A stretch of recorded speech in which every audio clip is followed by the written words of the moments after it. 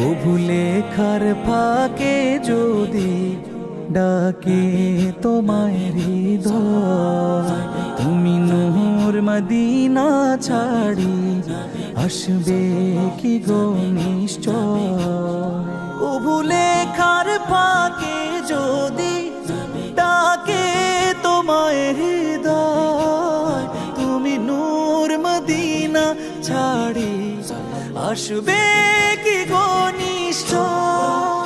যদি রাখো সত্যি সত্যি চরণ পাপীর ঘরে, জীবন কাটিয়ে দেব তার ছাপের চারিপাশে,